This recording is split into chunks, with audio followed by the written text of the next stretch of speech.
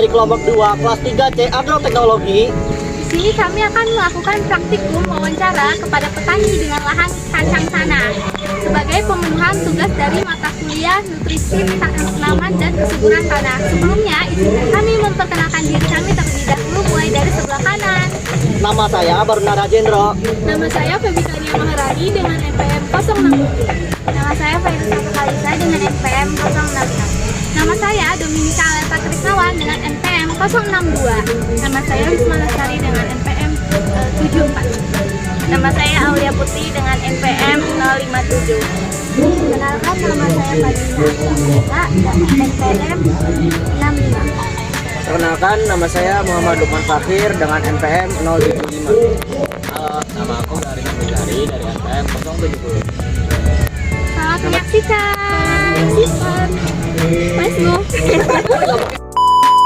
Halo teman-teman semuanya, pada saat praktikum kali ini kita mengunjungi Desa Cintasi, Kecamatan Pangkalan yang ada di Karawang, Jawa Barat.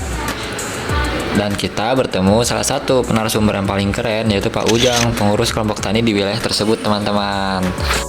Ini tuh nanamnya apa aja, Pak? Ini nanamnya sekarang musim kosong ya, nanamnya kacang tanah.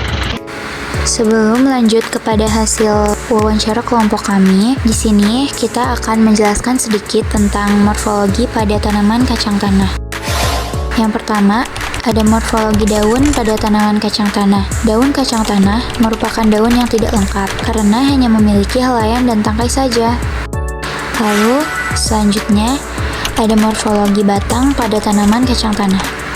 Tanaman kacang tanah merupakan tumbuhan yang mempunyai batang rumput, yaitu batang yang tidak keras, mempunyai ruas-ruas yang nyata, dan seringkali berongga.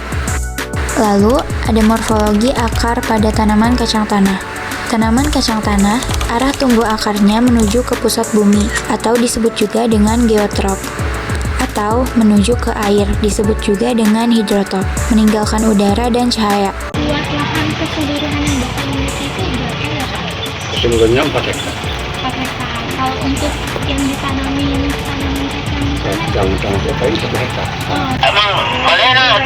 apakah di sini organik, Pak? Kalau organik itu suka pakai, Pokoknya cuman termos sebelum sama tanam. gagares, pokoknya harus Itu ada. dosis pemupukannya itu berapa?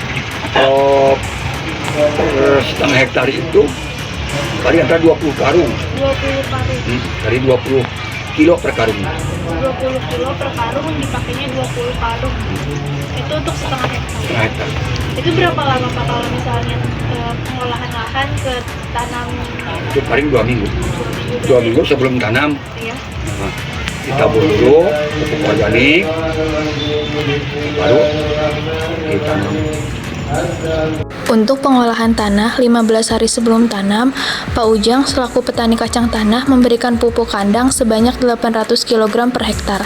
Pupuk organik tersebut didapat dari UPTD setempat yang memang dibagikan kepada para petani sekitar. Beberapa tahun yang lalu, UPTD juga memberikan bantuan pupuk organik dengan merek dagang bernama Kresna. Pupuk organik ini adalah jenis pupuk organik non-subsidi.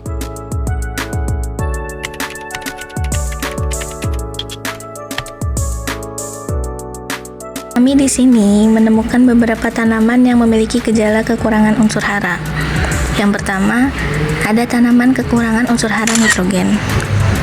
Tanaman yang kekurangan unsur hara nitrogen memiliki beberapa gejala, yaitu pertumbuhan daun terhambat, tanaman terlihat panjang dan kurus, dan juga terjadi perubahan warna daun menjadi hijau pucat.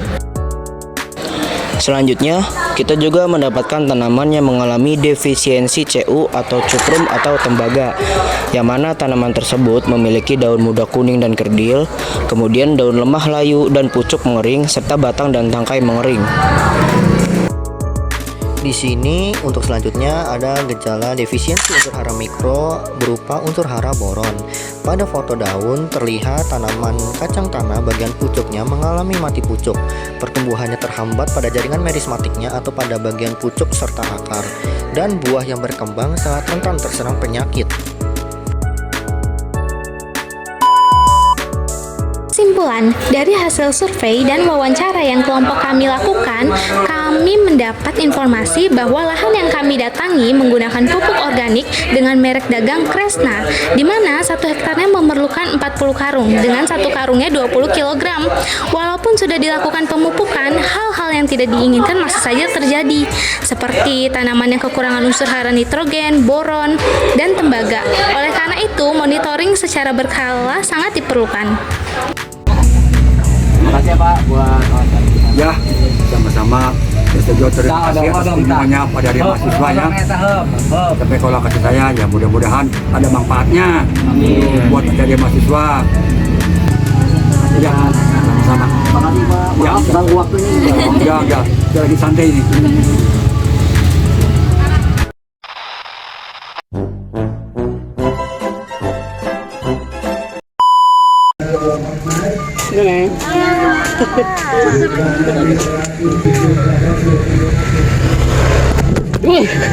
Kena angin kan? Bisa. Direbus dulu, Pak.